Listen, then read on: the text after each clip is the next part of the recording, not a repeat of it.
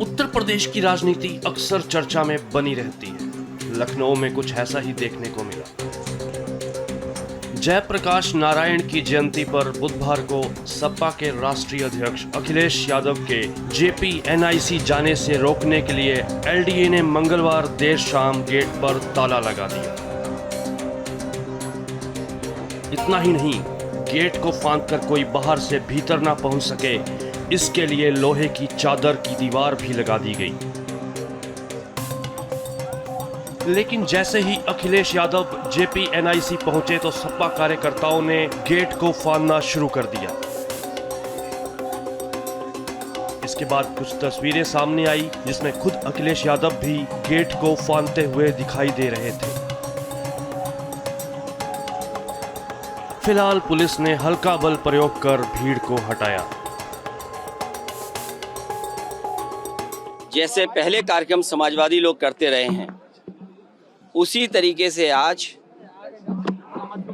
जयप्रकाश जी को संपूर्ण क्रांति के नायक के जन नायक नेता के लिए हर वर्ष हम लोग आज की तारीख में आते थे।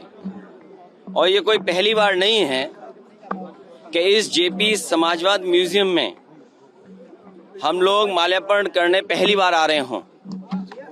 लेकिन पता नहीं सरकार टीन की शेड लगा करके, टीने लगा करके, दरवाजा बंद कर करके, ताला लगा करके पता नहीं क्या बताना चाहती थी।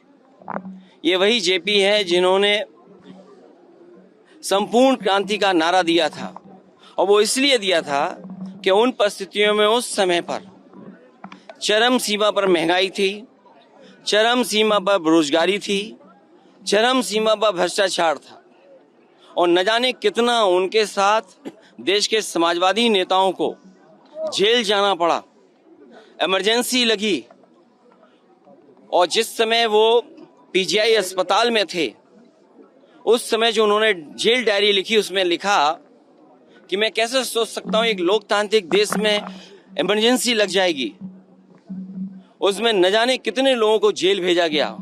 इस सरकार को लोगों से वसूलने का पैसा, याद होगा आपको, एक समय सरकार कानून लाई थी कि जो पब्लिक प्रॉपर्टी का नुकसान होगा वो उस व्यक्ति से वसूला जाएगा। और अभी आपने अखबारों में पढ़ा होगा कि एक सड़क खराब बनी थी, जो दोषी थे उससे वसूलने के लिए सरकार ने निर्णय लिया है।